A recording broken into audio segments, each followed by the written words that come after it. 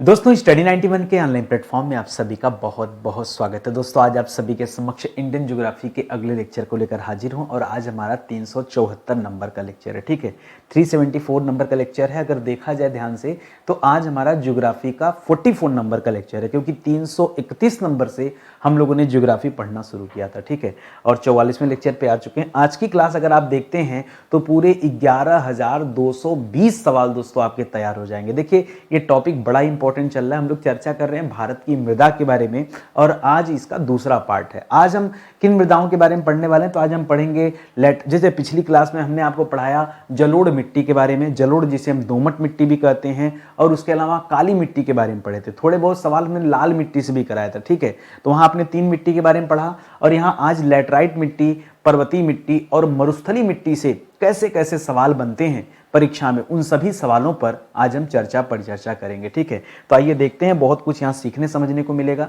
याद रखेंगे स्टडी 91 के जो कोर्स थे वो एक नए एप्लीकेशन पर शिफ्ट कर दिए गए हैं जिसका नाम है स्टडी 91 ऑफिशियल। तो आप इस एप्लीकेशन पर आइए और अपने कोर्स ज्वाइन कर सकते हैं। ठीक है, तो बहुत ही इंपॉर्टेंट एप्लीकेशन है। बहुत ही कम प्राइस में दोस्तों यहाँ कोर्सेज स्टार्ट किए गए हैं। आप जुड़ेंगे तो आपको बहुत फायदा मिलेगा। ठीक है, रही बात नितिन सर कैसा पढ़ाते हैं, अगर मेरे ऊपर भरोसा है, विश्वास है, तो मैं तो कहूँगा दोस्तों आप मॉडर्न हिस्ट्री का एक बार बैच पढ़ के देखिए, आपको आनंद आ जाएगा। ऐसा बैच आपने जीवन में कभी नहीं पढ़ा होगा, इस तरह का इतिहास आपने नहीं पढ़ा होगा। फिलहाल आज तो ज्योग्राफी की क्लास है, तो चलिए मुद्दे की बात करते हैं। ठीक है, तैयार हैं आप सभी जवाब देने के लिए? देखिए परीक्षा में सवाल भी ऐसे आता है, बस सवालों के साथ 4 ऑप्शन लगा होता है और मैं कोई ऑप्शन नहीं देता, सिर्फ इतना ही अंतर है। ठीक है, वहाँ 4 ऑप्शन मिलेगा, हमारे यहाँ कोई ऑप्शन नहीं मिलता। क्या फर्क पड़ता है, ऑप्शन हो या ना हो, उत्तर तो एक ही होगा ना। अगर ऑप्शन दिया रहेगा या न दिया रहेगा तो क्या उत्तर बदल जाएगा? उत्तर तो नहीं बदलेगा ना। यानी जवाब आपको सटीक ढंग से देना है और जवाब तो एक ही होगा।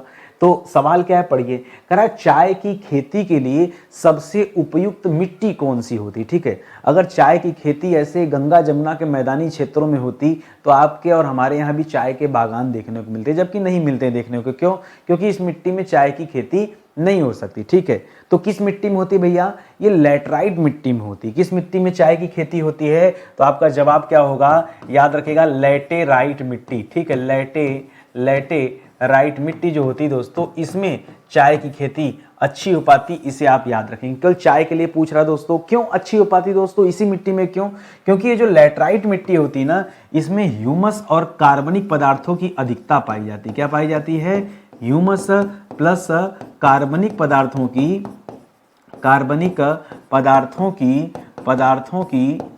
की अधिकता पाई जाती दोस्तों, ये एक बड़ा कारण है। ठीक है, अच्छा एक चीज और याद रखिएगा, अगर आपके मन में ये सवाल है सर लैटराइट मिट्टी में किस किस चीज की खेती होती है? ठीक है, तो दोस्तों जैसे चाय की खेती होती है लैटराइट मिट्टी में दोस्तों, काफ़ी की भी खेती हो जाती है लैटराइट मिट्टी में दोस्तों, मसालों की खेती भी हो जाती है लैटराइट मिट्टी में दोस्तों, मोटे अनाज वगैरह भी हो जाते हैं। सिनकोना का नाम सुना आपने? ठीक है, सिनकोना ये भी दोस्तों इसी लैटराइट मिट्टी में उगता है। ठीक है, तो ये सब चीज़ें आप याद रखें। ठीक है, तो अच्छा सवाल है और परीक्षा में ये इसी तरह पूछा भी जाता है। अगला सवाल देखिए, मान लीजिए एग्जाम में एक नया सवाल दे, ठीक है, कि किस मिट्टी में आयरन और सिलिका सबसे अधिक पाया जाता है? ठीक है, आयरन और सिलिका सबसे ज्यादा दोस्तों ये किस मिट्टी में पाया जाता है? तो याद रखिएगा, पुनः आपका जवाब क्या हो जाएगा? लैटेराइट मिट्टी। ठीक है, लैटेराइट मिट्टी में दोस्तों बहुत कुछ पाया जाता है, मैं आपको बता दे रहा हूं। ठीक है, लैटेराइट मिट्टी में दोस्तों एल्युमिनियम के कण पाए जाते हैं। क्या पाए जाते हैं? एल्यूमिनियम के कण पाए जाते हैं, इसलिए इस मिट्टी को बॉक्साइट मिट्टी भी कहा जाता है। ठीक है, क्या कहा जाता है? बॉक्साइट मिट्टी। ठीक है, बॉक्साइट दोस्तों अयस्क है किसका? एल्युमिनियम का। ठीक है, तो याद रखिएगा बॉक्साइट एल्युमिनियम का अयस्क है, ये आप सभी जानते हैं, इसीलिए इस मिट्टी को बॉक्साइट मिट्टी भी कहा जाता है। इस मिट्टी में आयरन की भी अधिकता होती है, सिलिका की भी अधिकता होती है। सिलिका को हम SI लिखते हैं, एल्युमिनियम को हम Al लिखते हैं और आयरन दोस्तों Fe लिखा जाता है। ठीक है, ये सब दोस्तों सिंबल हैं, इन्हें आप याद रखेंगे। ठीक है, तो ये जो लैटराइट मिट्टी है इनमें इन चीजों की अधिकता होती है, इसे आप ध्यान में रखेंगे। ठीक है, आगे बढ़िए। आपको लग रहा होगा दोस्तों वैसे तो सर हमने पढ़ा था लाल मिट्टी में फेरिक ऑक्साइड होता है, दोस्तों लैटराइट मिट्टी में फेरिक ऑक्साइड पाया जाता है। ठीक है, तो ये भी लाल मिट्टी की भांति ही होता है लेकिन थोड़ा सा अलग होता है। ठीक है, तो इसे भी ध्यान में रखेंगे। और आयरन जो है दोस्तों लाल मिट्टी में भी पाया जाता है और लैटराइट मिट्टी में पाया जाता है, तो कंफ्यूज आपको यहाँ पे नहीं होना है। ठीक है, अगला सवाल मान लीजिए एग्जाम में आया कि किस मिट्टी में एल्युमिनियम के कण पाए जाते हैं। अभी मैंने थोड़ी देर पहले आपको बताया कि लैटराइट मिट्टी जो है दोस्तों, लैटेराइट जो मिट्टी है, इसमें क्या पाए जाते हैं, एल्युमिनियम के कण पाए जाते हैं। अरे एल्युमिनियम के कण पाए जाते हैं तभी तो दोस्तों इसे बॉक्साइट मिट्टी भी कहा जाता है, कुछ अलग से थोड़े। तो ये चीजें आप याद रखेंगे, ठीक है। और इतना ही नहीं, एक चीज ये भी याद रखिएगा, इस मिट्टी में आयरन ऑक्साइड भी पाया जाता है। क्या पाया जाता है, इस मिट्टी में आयरन ऑक्साइड भी पाया जाता है, इसीलिए दोस्तों लाल रंग इसका भी होता है, ठीक है। इस मिट्टी का भी रंग कैसा होता है, लाल रंग होता है, हल्का लाल होता है, ठीक है। एकदम गाढ़ा लाल, हल्का लाल, ठीक है। जो लाल मिट्टी होता है उससे परे होता है, ये भी आप ध्यान रखेंगे। तभी तो हमने यहाँ फेरस की बात किया है, फिर आयरन की बात किया, ठीक है। चलिए आगे बढ़ते हैं। अगला पॉइंट दे रहा है दोस्तों कि लैटराइट जो मिट्टी है, चाहे लैटराइट लिखे चाहे लैटेराइट लिखे, कोई घबराइएगा मत, एक ही बात है। कह रहा है लैटराइट मिट्टी को अन्य किस नाम से जाना जाता है, इसका दूसरा नाम क्या दोस्तों, तो जैसे मैंने अभी थोड़ी देर पहले आपको बताया बॉक्साइट मिट्टी। क्या बताया दोस्तों, बॉक्साइट मिट्टी। क्यों, क्योंकि दोस्तों इसमें एल्युमिनियम के कण पाए जाते हैं, इस वजह से इसे बॉक्साइट मिट्टी कहते हैं। और क्या कहते हैं, इसे मुखरैला मिट्टी कहते हैं। क्या कहते हैं दोस्तों, इसे मुखरैला, नाम नहीं सुना होगा आपने, लेकिन याद रखिए इसे मुखरैला मिट्टी भी कहते हैं, ठीक है। और लैटराइट मिट्टी दोस्तों किस तरह के स्थान पे डेवलप होती, विकसित होती है। मान लीजिए परीक्षा में आपसे पूछ दिया कि लैटराइट मिट्टी का निर्माण ये कहां होता है, तो हमेशा याद रखिएगा लैटराइट मिट्टी जो दोस्तों यह उच्च ताप एवं उच्च वर्षा वाले, ठीक है, जहां खूब ज्यादा बारिश होती हो और जहां खूब ज्यादा टेम्परेचर हो, लैटराइट मिट्टी का निर्माण वहीं होता है, ठीक है।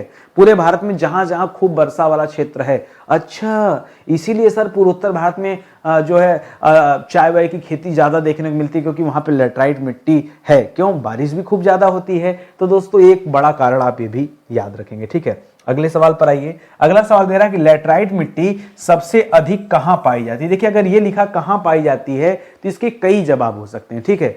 हो सकता है परीक्षा में क्या दे दोस्तों, परीक्षा में दे दे मालाबार तट। क्या दे दे दोस्तों, मालाबार तट, ठीक है। तो याद रखेगा मालाबार तटीय क्षेत्र जो दोस्तों यहां पे खूब ज्यादा मात्रा में पाई जाती है। दूसरा याद रखेगा दोस्तों पूर्वी एवं पश्चिमी घाट, ठीक है। पूर्वी एवं पश्चिमी घाट, यहां पे भी दोस्तों खूब पाई जाती है। तीसरा, जहां जहां भी उच्च वर्षा एवं उच्च तापमान वाले स्थान, ठीक है, उच्च ताप वाले जो स्थान है वहां भी ये मिट्टी खूब पाई जाती है। ये मैं इतना क्यों बता रहा हूं, क्योंकि मुझे नहीं पता कि आपकी परीक्षा में कौन सा वाला ऑप्शन देगा, लेकिन इनमें से कोई न कोई एक तो जरूर देगा। अब मैं ये बता के चल दिया, कल को परीक्षा में ये ऑप्शन दे दिया, तो आप यही कहेंगे ना कि नितिन सर ने पढ़ाया तो था लेकिन ऑप्शन सही नहीं बताया था, ठीक है। इसीलिए मैं दोस्तों जो मेरे दिमाग में आ रहा है 4-6 ऑप्शन, वो मैं आपको अलग अलग वे से बता दे रहा हूं, ठीक है। इसको याद रखिएगा। या फिर दे सकता है शुष्क जलवायु वाले, ठीक है, शुष्क जलवायु वाले जो उष्ण कटिबंधीय क्षेत्र होते हैं वहां भी पाया जाता है, ठीक है। उष्ण कटिबंधीय क्षेत्र। अब आप देखिए कैसी विषमता है। एक तरफ कह रहा है कि जहां खूब ताप और खूब वर्षा होगा, ठीक है। जब देखिए टेम्परेचर ज्यादा होगा तो हवा शुष्क होगी, बाद में वर्षा होगा ना, तो इसलिए दोस्तों ये जो उष्ण कटिबंधीय क्षेत्र है यहां भी दोस्तों ये मिट्टी पाई जाती है। तो इतना जवाब कम से कम 3-4 लाइन आप याद रखें। बाकी कर्नाटक का कुर्ग हो गया, कुछ उड़ीसा में छोटे बहुत स्थान है, थोड़ा तमिलनाडु में स्थान है, छोटे छोटे स्थान है, तो उन्हें तो बहुत ज्यादा पढ़ने की जरूरत नहीं है, या जब आप डिटेल क्लास में कभी मुलाकात करेंगे तो वहां मैं आपको सिखा पढ़ा सकता हूं, ठीक है। अगला सवाल दे रहा है अपक्षालन एवं केशिका क्रिया ये किस मिट्टी के निर्माण में उत्तरदायी है, ठीक है। तो याद रखें दोस्तों ये लैटराइट मिट्टी के निर्माण में दोस्तों उत्तरदायी मानी जाती है। लैटराइट मिट्टी के निर्माण में क्या इंपॉर्टेंट दोस्तों याद रखेगा, एक तो अपक्षालन, दूसरा केशिका क्रिया, ठीक है। अपक्षालन माने जानते हैं ना, अपक्षालन निक्षालन ये सुना होगा ना। देखिए क्या होता है ना, ये जो लैटराइट मिट्टी होती है इसमें बालू के सिलिका रहता ही है, और सिलिका यानी बालू। अब देखिए अब मैं आपसे पूछूं दोस्तों, बालू में 1 लोटा पानी डाल दीजिए तो क्या पानी ऊपर टिकेगा, वो तो रिस्क नीचे चला जाएगा ना। क्यों दोस्तों, बालू के कण भले ही पास हो लेकिन इसमें गैपिंग बहुत ज्यादा होती है, उस गैप की वजह से पानी चला जाता नीचे। वही है दोस्तों अपक्षालन, बस ऐसे ही पढ़ना है। और केशिका क्रिया में गुरुत्वाकर्षण के कारण दोस्तों पानी नीचे से एक नली के द्वारा ऊपर की तरफ आता है, ये भी आप याद रखें केशिया के। तो ये दोनों चीजें दोस्तों किससे संबंधित हैं, ये लैटराइट मिट्टी से संबंधित हैं, इन्हें भी आप ध्यान में रखेंगे, अपने माइंड में रखिएगा, ठीक है। अगला सवाल कह रहा है कौन सी मिट्टी सूख जाने पर कठोर एवं गीली हो जाने पर दही की तरह लिपलिपी या चिपचिपी हो जाती है। तो देखिए इसमें दो जवाब दीजिएगा, ठीक है। एक तो लैटराइट मिट्टी जो है दोस्तों, एक तो लैटेराइट मिट्टी जो है दोस्तों, इसकी भी खासियत ऐसी है। दूसरा दोस्तों जो काली मिट्टी है उसकी भी ऐसी खासियत है, ठीक है। याद रखिएगा ये दोनों प्रकार की मिट्टी की विशेषताएं ऐसी ही हैं, इसलिए दोस्तों मैं नहीं चाहूंगा कि मैं कोई एक चीज बता के चला जाऊं और कल को एग्जाम में काली मिट्टी जवाब देना पड़े आपको, ठीक है। ये दोनों मिट्टी ऐसी है जो सूखने के बाद, देखिए आप पढ़े काली मिट्टी सूखने के बाद तो फट तक जाती है। गर्मी के दिनों में जैसे लगता है खेत जुत सा गया है, लेकिन ऐसा होता नहीं, जुता नहीं होता है, वो दरार इतनी पड़ जाती है, ठीक है। तो उसी तरह कह रहे हैं कठोर, ठीक है। दरार क्यों पड़ती कठोर? तो काली मिट्टी और लैटराइट मिट्टी दोनों की खासियत है कठोर होना, और जब पानी पड़ जाएगा तो पूरा लिपलिपा हो जाएगा, काली मिट्टी भी और लैटराइट मिट्टी भी। तो दोनों को आप ध्यान से पढ़ेंगे और याद रखेंगे, ठीक है। आगे बढ़िए, कह रहे लैटराइट मिट्टी का अध्ययन सर्वप्रथम दोस्तों किसके द्वारा किया गया था, ठीक है। सर्वप्रथम लैटराइट मिट्टी का अध्ययन करने वाला विद्वान कौन था, केवल नाम बताना है। तो इनका नाम था बुकानन। अब ये मत कहिएगा कि कब किया, ठीक है, क्योंकि मुझे नहीं पता कब किया, ठीक है। ये पता है कि बुकानन ने दोस्तों किया था लैटराइट मिट्टी का अध्ययन, ठीक है। और मिट्टी के अध्ययन को क्या कहते हैं दोस्तों? मिट्टी का अध्ययन, ठीक है। मिट्टी का अध्ययन, ठीक है। मिट्टी का अध्ययन ये किस विज्ञान के तहत किया जाता है? तो याद रखिएगा मृदा विज्ञान, ठीक है। किसके तहत किया जाता है? मृदा विज्ञान, या फिर आप पेडोलॉजी के बारे में सुना होगा, ठीक है, पेडोलॉजी, ठीक है। तो इसको आप याद रखेंगे। अगला सवाल आइए, अगला सवाल दे रहा है कि लैटराइट मिट्टी किस प्रकार के मृदा का उदाहरण है। देखिए मृदा में दो ही चीजें होती हैं, या तो मिट्टी अम्लीय होगी या तो मिट्टी क्षारीय होगी, ठीक है। तो उसी तरह से दोस्तों अच्छा उसको छोड़िए, पहले बताइए किस टाइप की मृदा है। तो यह दोस्तों क्षेत्रीय मृदा है। क्षेत्रीय मतलब यह स्थानीय मृदा है, ठीक है। ये हर जगह पूरे भारत में नहीं पाई जाती, ये कुछ स्थान विशेष पे दोस्तों पाई जाती है, इसलिए हम इसे क्षेत्रीय या स्थानीय मृदा कर रहे हैं। और ये जो मिट्टी दोस्तों ये कम उपजाऊ मिट्टी है, ठीक है। ये मिट्टी जो है यह कम उपजाऊ मृदा की श्रेणी में आता है, ठीक है। कम उपजाऊ मृदा की श्रेणी में ये आता है, इसे आप याद रखेंगे। मैं किसकी बात कर रहा हूं? मैं बात कर रहा हूं लैटराइट मिट्टी की, ठीक है। तो इतनी बातें दोस्तों अपने दिमाग में आप बिठा लीजिए और अच्छे से याद रखिएगा, ठीक है। आगे बढ़ते हैं, कह रहा है लैटराइट मिट्टी चूने की कमी के कारण। लैटराइट मिट्टी में दोस्तों किसकी कमी होती है? अच्छा किसकी अधिकता होती, पहले ये बताइए, ठीक है। लैटराइट मिट्टी में अधिकता किसकी होती? जो आपने पीछे पढ़ा है, तो आपने पढ़ा सर इसमें लोहा की अधिकता होती है, क्योंकि आयरन ऑक्साइड होता है इसमें सर। और क्या पाया जाता है? इसमें सिलिका पाया जाता है, बालू की अधिकता होती है, ठीक है। इसमें एल्यूमिनियम के कण पाए जाते हैं, एल्यूमिनियम के कण पाए जाते हैं। लेकिन चूना और फास्फोरस अगर बहुत कम मात्रा में होता है, ठीक है। कर चूने की कमी के कारण यह मिट्टी कैसी होती है? तो इस मिट्टी की प्रवृत्ति कैसी? अम्लीय है। यह लैटराइट जो मृदा है दोस्तों, चाय की खेती के लिए अम्लीय मृदा दोस्तों फेमस होता है। तो यहाँ पे देखिए एक चीज ये भी मेंशन कर लीजिए, ठीक है। लैटराइट मिट्टी की प्रकृति दोस्तों कैसी, अगर यही पूछता प्रकृति, ठीक है, इसकी प्रकृति कैसी है, तो क्या बताते? यह अम्लीय प्रकृति का है, ठीक है। यह क्या है? यह अम्लीय प्रकृति का है। यानी देखिए नॉर्मल में तो 7 होता है, जब उसके नीचे का पीएच मान होता है तब दोस्तों अम्लीय होता है, जब 7 के ऊपर पीएच मान चला जाता है तो क्षारीय हो जाता है, ठीक है। अभी पूछ रहा है लैटराइट मिट्टी चूने की कमी के कारण अम्लीय होती है तथा अम्लीय होने के कारण किसके उत्पादन के लिए उपयुक्त होती है। तो मैंने कई चीज बताया तो आपको, ठीक है। जैसे यह चाय के उत्पादन के लिए अच्छा होता है, जैसे यह काफी उत्पादन के लिए अच्छा होता है, जैसे यहाँ पर उसका मसालों की खेती भी होती है, ठीक है। मसाला उत्पादन भी किया जाता है, ठीक है। मसालों के लिए अच्छा होता है, ठीक है। बड़ा गंदा सा हो गया, रुकिए साफ सुथरा लिखते हैं। पहले लिखिएगा चाय, दूसरे पे लिखिएगा कॉफी, चाय कॉफी, तीसरे पे लिखिएगा अनाज, क्या लिखेगा? अनाज, चौथे पे लिखिएगा सिनकोना, ठीक है, सिनकोना, ठीक है। मलेरिया के लिए दोस्तों ये यूज किया जाता है, ज्वर नाशक होता है, ये आप याद रखेंगे, ठीक है। फिलहाल चाय की खेती के लिए बहुत अच्छा होता है। और रही बात पीएच मान की, ठीक है, तो इसका जो पीएच मान है वो लगभग कितना होता है भाई? वो होता है 4 से 5 के आसपास, ठीक है। 4 से 5 के आसपास का दोस्तों इसका पीएच मान है। तो तो इसे आप ध्यान में रखेंगे। ठीक है, आगे बढ़िए। करा कि कणों के आधार पर जो लैटराइट मिट्टी है ये कितने भागों में विभाजित है। ठीक है, किस आधार पर दोस्तों?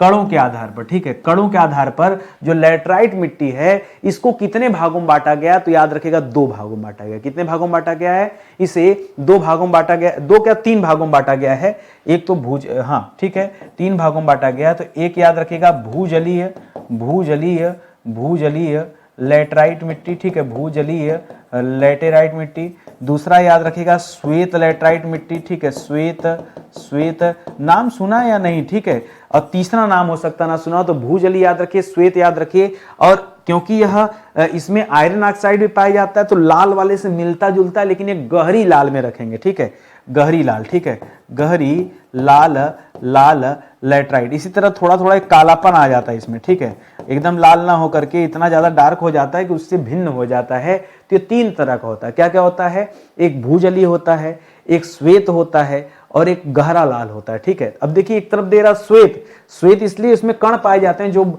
एल्युमिनियम के ना, उस कारण दोस्तों ये श्वेत दिखता है। ठीक है, ये सारे तथ्य हैं छोटे छोटे, इसे ध्यान में रखेंगे। कह लैटराइट मिट्टी के रासायनिक विश्लेषण में निम्नलिखित प्रमुख तत्व हैं। कौन कौन सी चीजें इसमें पाई जाती हैं? तो देखिए सबसे ज्यादा जो पाया जाता है वो सिलिका पाया जाता है। ठीक है, इस मिट्टी में सिलिका यानी बालू की मात्रा दोस्तों सबसे ज्यादा होती है। ठीक है, दूसरे नंबर पे दोस्तों इसमें एल्यूमिनियम पाया जाता है। एल्यूमिनियम की मात्रा ठीक है थोड़ी कम होती है। ठीक है, थोड़ी कम होती है। तब जाके तीसरे नंबर पे दोस्तों क्या पाया जाता है? तब जाके तीसरे नंबर पे आयरन पाया जाता है। आयरन यानी Fe, आयरन यानी Fe यानी ठीक है, तो आयरन पाया जाता है, आयरन को Fe लिखा जाता है। उसके बाद जाकर दोस्तों इसमें चूना भी पाया जाता है। चूना की मात्रा मैंने बताया था बहुत कम होता है। और चूना के अलावा दोस्तों इसमें फास्फोरस भी पाया जाता है। क्या पाया जाता है? फास्फोरस, लेकिन बहुत कम मात्रा में ये चूना और फास्फोरस है। जबकि सिलिका, एल्युमिनियम और आयरन की मात्रा क्या होती है? लैटराइट मिट्टी में सबसे ज्यादा होती है। अब इतना सवाल पढ़ने के बाद मैं विश्वास दिला दूं, इससे ज्यादा सवाल आपके परीक्षा में कभी बन ही नहीं सकते हैं, मैं अगर इस चैप्टर की बात कर रहा हूं तो। और आप अगर इतने सवालों का जवाब देने में असमर्थ हैं तो याद रखिए कहीं ना कहीं आप चूक रहे हैं, अच्छे से तैयारी नहीं कर रहे हैं। ठीक है, आगे बढ़िए। करा भारत के किस मृदा प्रारूप में करा कौन सा मिट्टी का टाइप है जिसमें लोहे के अतिरिक्त कण होने के कारण वह अनुर्वर होता जा रहा है? उसमें इतना ज्यादा लोहे का कण है कि मिट्टी कैसी हो गई दोस्तों?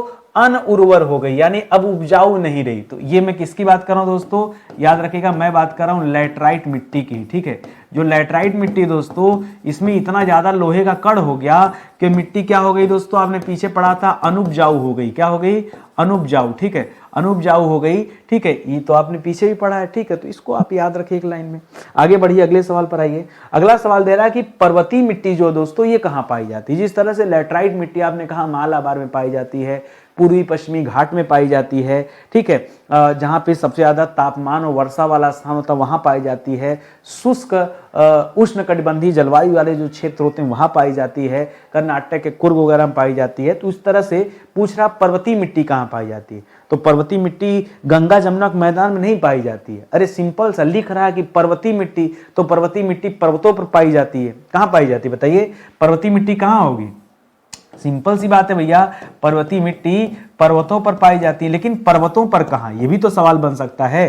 तो याद रखिएगा यह मिट्टी जम्मू कश्मीर से लेकर, ठीक है, जम्मू कश्मीर से लेकर उधर पूर्वोत्तर तक चले जाए दोस्तों। पूर्वोत्तर में अरुणाचल तक। ठीक है, पूर्वोत्तर में अरुणाचल तक दोस्तों पूरा का पूरा ये क्या है? ये पर्वतीय मिट्टी का ही दोस्तों क्षेत्र है। एक तरह से कह सकते हैं कि हिमालय पर्वत जो है उसका जो पर्वत है उसकी जो घाटी है। ठीक है, तो आप ये भी कह सकते हैं दोस्तों कि हिमालय का पर्वतीय प्लस घाटी वाला क्षेत्र। ठीक है, घाटी का क्षेत्र जो है दोस्तों ये सभी यानी ऊपर भी और नीचे भी दोनों साइड दोस्तों पाया जाता है। खास करके दोस्तों अगर कभी ऊंचाई पूछ देना तो बताइएगा कि 2700 से लेकर 3000 मीटर तक दोस्तों यह मिट्टी पाई जाती है। कौन सी मिट्टी? पर्वतीय जो मिट्टी, बहुत ज़्यादा ऊपर नहीं चले जाना, अब उतने ऊपर चले जाओगे तो वहाँ कुछ नहीं होता है। क्यों? बर्फ से ढका होता है, तापमान बहुत ज़्यादा गिर जाता है, तो पूरा हिमाच्छादित, तो मिट्टी कहाँ मिलेगी। ठीक है, थोड़ा नीचे रहना, 3000 मीटर तक जाइए। और हिमालय पर अगर ऊपर एकदम चले जाएंगे तब तो 8000 मीटर जो है 8848 मीटर, तब तो ज़्यादा हो जाएगा ना, ढक जाएंगे। ठीक है, तो 3000 मीटर तक ही दोस्तों मिट्टी पाई जाती है। करा पर्वतीय मिट्टियों के अम्लीय गुण होने के कारण क्या है? अभी दोस्तों आपने पीछे पढ़ा कि लैटराइट मिट्टी का गुण भी अम्लीय था। लैटराइट मिट्टी में पीएच मान जो था दोस्तों 4 से 5 के आसपास था, जबकि पर्वतीय मिट्टियों के अम्लीय होने का कारण क्या दोस्तों? तो जो सबसे बड़ा कारण है वह दोस्तों ह्यूमस की अधिकता। क्या है दोस्तों? ह्यूमस की अधिकता।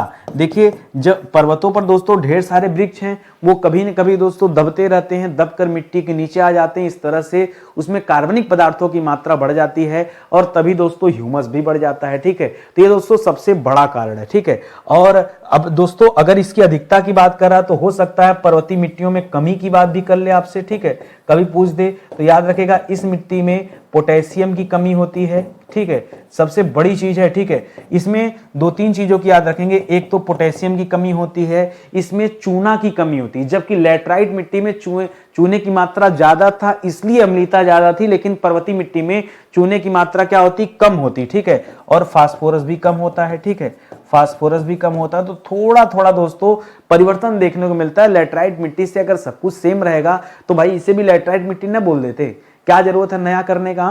तो इस तरह से दोस्तों कुछ ना कुछ तो अलग हमें रखना पड़ेगा यहाँ पे। ठीक है, हमें क्या रखना पड़ेगा, मतलब कुछ ना कुछ अलग है, ये आपको समझना पड़ेगा। एक चीज और याद रखेंगे, स्टडी 91 से जो एक क्लास चल रही है पूरी तरह से निःशुल्क क्लास है, और ये क्लास जनरली दोस्तों सुबह के 9 बजे दी जाती है। ठीक है, कभी कभी समय अगर नहीं मिल पाता, कंटेंट नहीं मिल पाता, देखिए क्या है ना, चुराना नहीं है, कंटेंट बनाना पड़ता है। और कंटेंट बनाने के लिए जैसे आप चैप्टर पढ़ते हैं वैसे हम भी चैप्टर पढ़ते हैं, और फिर चैप्टर पढ़ने के बाद उस चैप्टर का निचोड़ निकालकर वहां से एक एक सवाल बनाया जाता है, कि उसको इस तरह से सवालों में पिरोया जाता है कि पूरा का पूरा चैप्टर ही कवर हो जाए। ठीक है, तो थोड़ा सा कभी कभी कंटेंट बनाने में लेट हो जाता है, इस वजह से क्लास टाइम से नहीं मिल पाती, लेकिन आप पूरा क्लास देखिए, जो विषय आपको कवर कराए गए, जैसे ये 5 बड़े विषय दोस्तों पूरी तरह से आपको पढ़ा दिए गए, आप पढ़िए। अगर नहीं पढ़े हैं तो नुकसान दोस्तों यहाँ पर आपका है। ठीक है, एक चीज और याद रखेगा, अब तक दोस्तों आप जान ही रहे हैं कि अब तो दोस्तों 375 लेक्चर आपका होने वाला है। ठीक है, तो 375 से अधिक लेक्चर अब मान के चलिए चल गया। ठीक है, अब 12000 सवालों की तरफ आप बढ़ रहे हैं। ठीक है, कितना सवाल? 12000 सवालों की तरफ बढ़ रहे हैं। इतने सवालों पर दोस्तों धीरे धीरे अब हम लोगों की चर्चा जो है कंप्लीट हो रही है। ठीक है, तो आप आइए पढ़ते चलिए, मजा खूब आएगा। जिन बच्चे को हिंदी पढ़ना दोस्तों, हिंदी की क्लास देखिए रात को 8 बजे चलती है, तो इस टाइम दोस्तों आप फ्री रहा करिए और 8 बजे आप हिंदी की क्लास जो है अटेंड कर सकते हैं। ठीक है, तो इतनी बातें समझ में आ रही ना।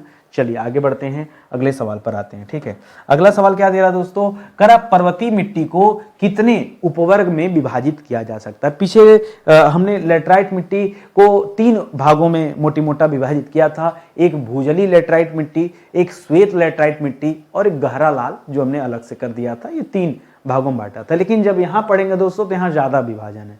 पर्वतीय मिट्टी का जो विभाजन है वो ज्यादा है, और इसे कितने भागों में बांटा गया दोस्तों? तो इसको ज्यादा क्या, इसको आप ज्यादा वाले मत पढ़िए, अब इसको बांटिए केवल 2 भाग में। ठीक है, अभी आप कंफ्यूज हो जाएंगे तो गड़बड़ हो जाएगा। देखिए अलग अलग किताबों में अलग अलग डेटा मेंशन है, लेकिन मैं नहीं चाहता कि आप कहीं कंफ्यूज हो। ठीक है, एकदम कम भाषा में आपको समझा रहा हूं। ठीक है, एक मिट्टी है, नाम सुना होगा दुमट।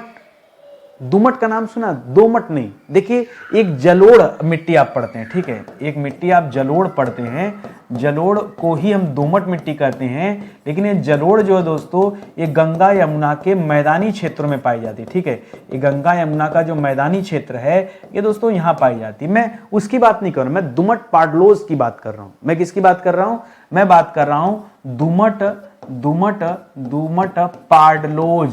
ठीक है, पाडलोज। ठीक है, दुमट पाडलोज की बात कर रहा हूं। ये दुमट पाडलोज दोस्तों ये पर्वतीय मिट्टी के एक उपवर्ग के रूप में जाना जाता है, और इसका दूसरा हिस्सा बहुत आसान है, ये उच्च स्थानीय है। ठीक है, उच्च स्थानीय। ठीक है, तो ये 2 भागों में बांटिए दोस्तों, और कई जगह पे 4-4, 5-5 पार्ट में बांट के दिया है, तो उस तरफ मत जाइए। ठीक है, आप यही 2 याद रखें, परीक्षा में यही आपके लिए काफी है। ठीक है, आगे बढ़िए।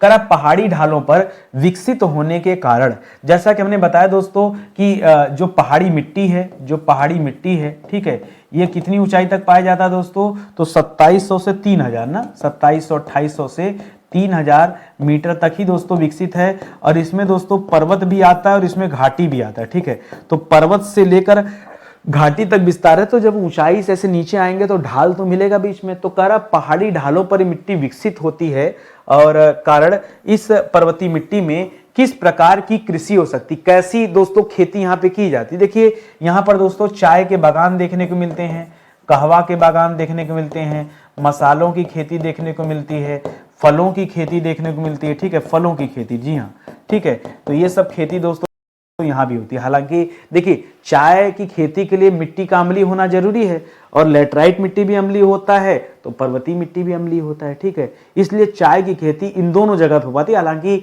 सबसे बढ़िया लेटराइट मिट्टी माना जाता है, पर्वतीय मिट्टी उतना ज्यादा उपयुक्त तो होती नहीं है, लेकिन फिर भी दोस्तों किया जाता है इसमें खेती, ठीक है। इसे आप याद रखेंगे। आगे बढ़िए। करा कि करेवास मृत्तिका जो जाफरान के उत्पादन के लिए दोस्तों उपयोगी है, कहां पाई जाती है। देखिए जाफरान क्या हो गया दोस्तों, मतलब सीधा सीधा केसर की बात कर रहा है, ठीक है, केसर के उत्पादन की बात कर रहा है।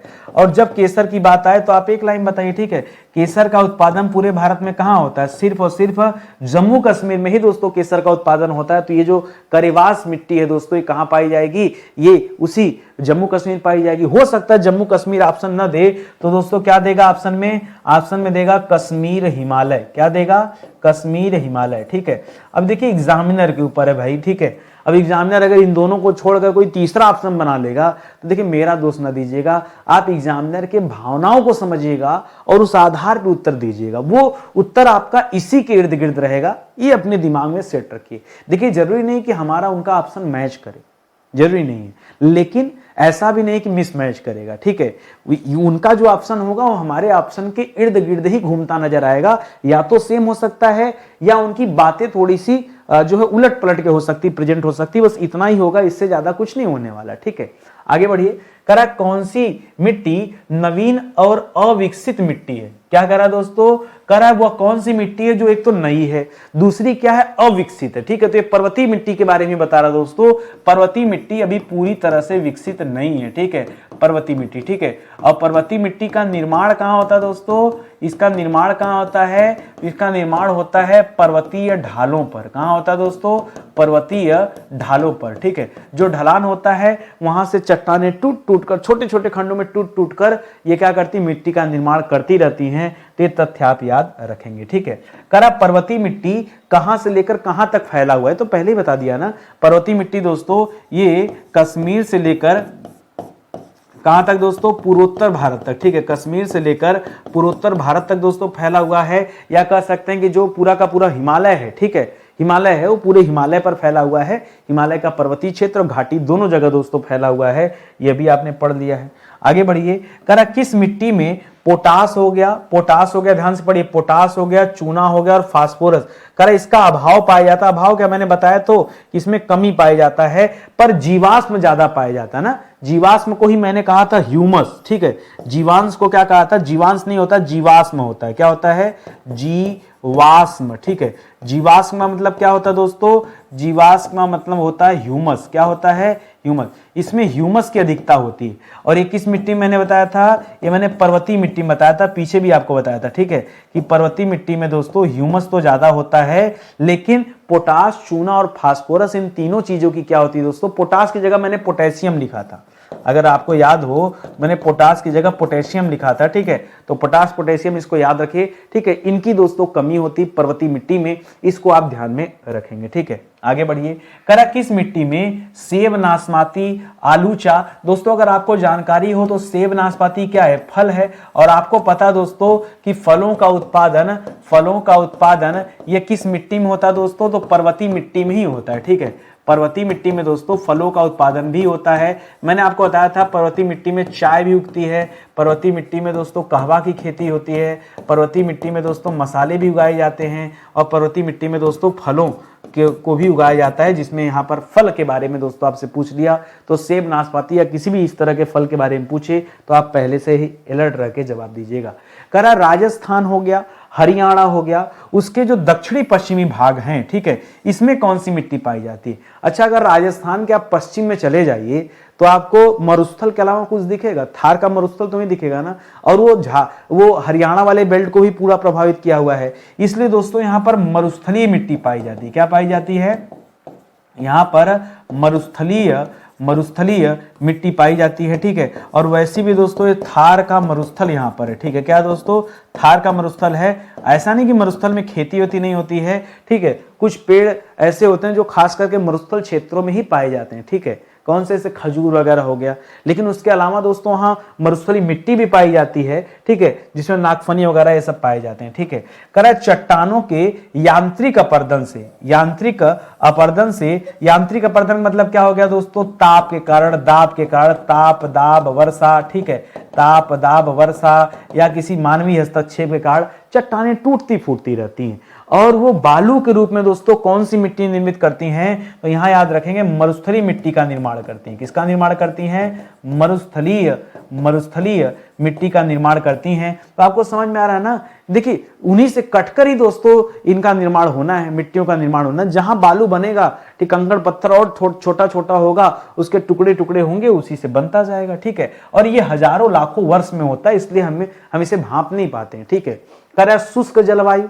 अच्छा, आप बताइए, राजस्थान में जहां टेम्परेचर बहुत ज्यादा हो तो जलवायु तो शुष्क है। शुष्क मतलब क्या? जैसे हवा में नमी नहीं है तो शुष्क हो जाता है, ठीक है। करा शुष्क जलवायु, उच्च तापमान, तो एक ही जगह की खासियत है ना, वहां जलवायु भी शुष्क होगा। क्यों? उसका कारण क्या है? क्योंकि वहां पर हाई टेम्परेचर वाला बेल्ट है, ठीक है। टेम्परेचर ज्यादा होगा तो जलवायु तो शुष्क हो ही जाएगी। और तीव्र गति से वाष्पीकरण, और पानी तो है ही नहीं, इतना ज्यादा वाष्पीकरण हो चुका है कि वहां पानी एकदम नहीं है, ठीक है। तो इसीलिए दोस्तों तीव्र गति से वाष्पीकरण कारण किस मिट्टी में नमी और ह्यूमस की कमी हो जाती है? नमी मतलब क्या हो गया? उस मिट्टी में आर्द्रता की कमी है, उस मिट्टी में ह्यूमस की कमी, इन दोनों की दोस्तों कमी हो जाती है। ये किसकी बात हम कर रहे हैं? ये हम बात कर रहे हैं मरुस्थलीय मिट्टी की, ठीक है। इसीलिए दोस्तों जब ह्यूमस रहेगा नहीं तो क्या यहां पर खेती करेंगे? जिस मिट्टी में ह्यूमस नहीं है उस मिट्टी में उपजाऊपन कहां से रहेगा? ठीक, वो मिट्टी उपजाऊ ही नहीं रहेगी, और उपजाऊ नहीं रहेगी तो आप बोएंगे क्या? इसलिए मोटे अनाज की खेती की जाए। जो थोड़ा बहुत मिट्टी है भी उसमें मोटे अनाज की खेती होती है, ठीक है। करा किस मिट्टी में सिंचाई के बाद ज्वार, बाजरा या फिर मोटे अनाज या सरसों आदि की खेती की जाती है? तो इसी मरुस्थलीय मिट्टी की बात कर रहा हूं, ठीक है। जो मैं बोलता जा रहा हूं आगे आता जा रहा भाई, ठीक है। मरुस्थलीय मिट्टी में दोस्तों याद रखिएगा ज्वार, बाजरा और मोटे अनाज जो हैं ये इसी मरुस्थलीय मिट्टी में उगाए जाते हैं। अच्छा, मोटे अनाज में हमारे यहाँ जो गेहूं चावल होते हैं ना, इनसे थोड़े से अलग होते हैं। मैदानी क्षेत्रों में तो सुंदर सुंदर होते हैं, लेकिन यहाँ का जो गेहूं होता है दोस्तों उसका दाना मोटा होता है, चावल का दाना मोटा होता है, ठीक है। करम मरुस्थलीय मिट्टी को अनुर्वर श्रेणी में क्यों रखा गया है? बताइए क्यों रखा गया है? एकमात्र कारण, और वो क्या है दोस्तों? ह्यूमस की कमी। क्या है दोस्तों? ह्यूमस की कमी। कोई एक कारण नहीं है, ये तो बड़ा कारण, ठीक है। दूसरा कारण क्या दोस्तों?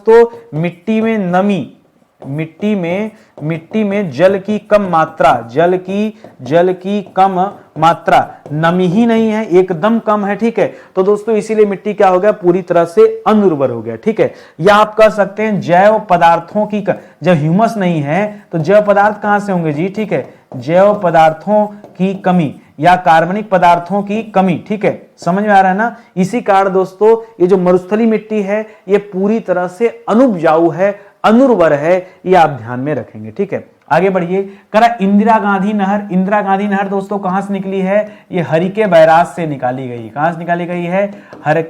हरिके बैराज से निकाली गई है। हरिके बैराज जो दोस्तों ये सतलज नदी पर दोस्तों बना हुआ है, वहां से एक नहर निकाली गई है जो कि भारत की सबसे लंबी नहर है, ठीक है। ये जो नहर है ये भारत की सबसे लंबी नहर है। क्या है दोस्तों? सबसे लंबी नहर है, और इसको राजस्थान तक भेजा गया। अगर न जाता तो वहां के लोग पानी तक नहीं पी पाते, ठीक है।